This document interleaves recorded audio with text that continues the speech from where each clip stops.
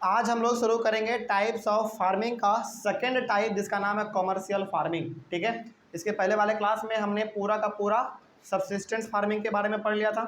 चलिए आपको एक बात याद दिला दे रहे हैं। सबसिस्टेंस फार्मिंग, हाँ यहाँ आ गया हमारा। सबसिस्टेंस फार्मिंग और कमर्शियल फार्मिंग में आप डिफ्रेंशिएट भी करते चलिएगा, ठीक है, क्योंकि डिफरेंस बिटवीन भी पूछ लिया जाता है। Difference between subsistence farming and commercial farming. तो सबसिस्टेंस फार्मिंग में पहले देख लीजिए क्या था कि ये जो है बेसिकली सबसिस्टेंस फार्मिंग ऐसा फार्मिंग है जो कि मात्र अपने फैमिली के लिए ही किया जाता है। ठीक है, बात समझ में आ रही है। और दूसरा बात इसमें क्या था कि बेसिकली सबसिस्टेंस फार्मिंग में उतना मॉडर्न चीज़ों का इस्तेमाल नहीं किया जाता है ना। ये दो मुख्य रीजन थे हमारे।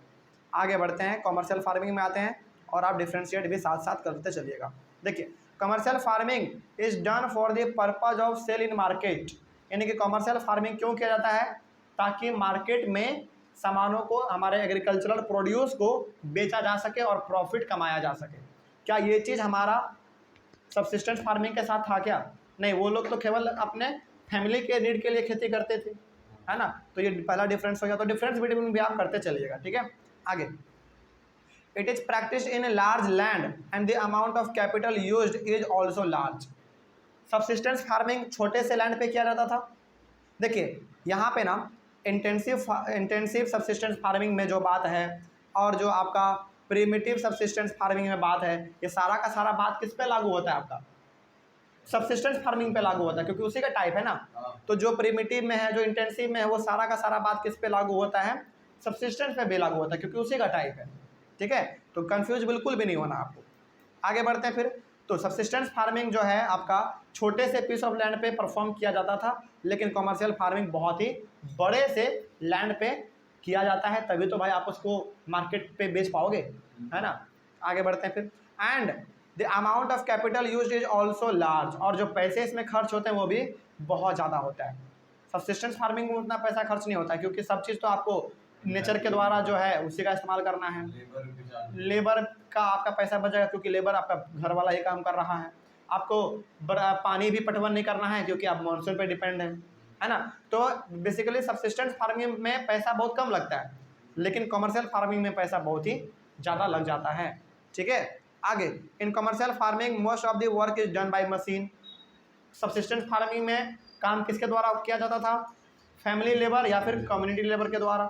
लेकिन यहाँ पे जो है मशीन के द्वारा काम किया जा रहा है। तो मशीन को भाई जब आप हायर करोगे तो पैसा तो देना पड़ेगा, है ना। तो डिफरेंस भी करते चलिए साथ साथ। In this type of farming high yielding variety seeds, यानी कि HYV सीड, केमिकल फर्टिलाइजर, उसके बाद इंसेक्टिसाइड्स। इंसेक्टिसाइड्स मतलब इंसेक्ट्स को मारने वाला जो दवाई आता है, कीड़े मकोड़ों को मारने वाला, उसको हम लोग कहते हैं insecticides.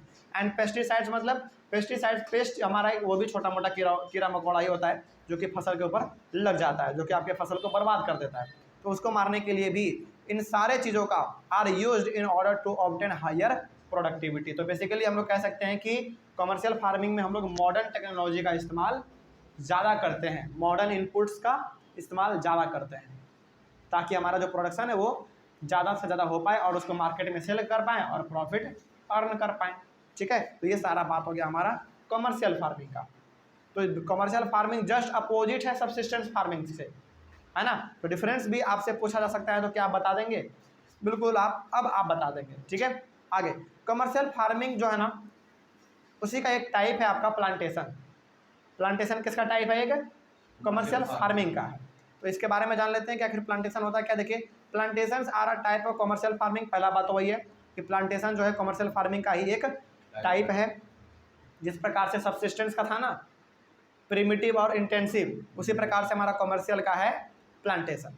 In plantation single crops are grown on a large area. Plantation में बेसिकली होता क्या है कि एक सिंगल क्रॉप, एक ही प्रकार का क्रॉप बहुत बड़े एरिया पे लगाया जाता है। बहुत बड़े एरिया पे मात्र एक ही प्रकार का क्रॉप। एग्जाम्पल के तौर पे देखिए, tea, coffee, rubber, sugar cane, banana etcetera are important plantation crops. तो आप कभी भी इन सबको जब देखेंगे तो दूर दूर तक एरिया जो फैला हुआ होगा केवल इन्हीं प्रकार के क्रॉप से फैला होगा। मान लीजिए यदि कहीं पे चाय का खेती हो रहा है, तो जहाँ जहाँ तक आपका नज़र जाएगा वहाँ वहाँ पे आपको केवल और केवल नज़र आएगा चाय का ही क्रॉप। बात समझ में आ रही है?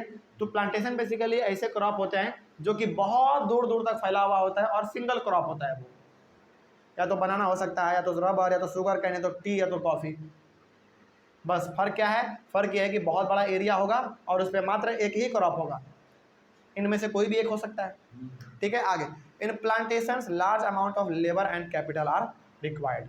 अब प्लांटेशन आप करोगे, जैसे tea, rubber, coffee, sugar cane, banana, इन सब का जब आप खेती करोगे तो आपको लेबर भी ज़्यादा चाहिए और पैसा भी ज़्यादा चाहिए, क्योंकि ये किसका टाइप है? कमर्शियल फार्मिंग का टाइप है भाई, और इसमें आपको मॉडर्न इनपुट्स इस्तेमाल करने पड़ेंगे, है ना? कोई समस्या है इसमें?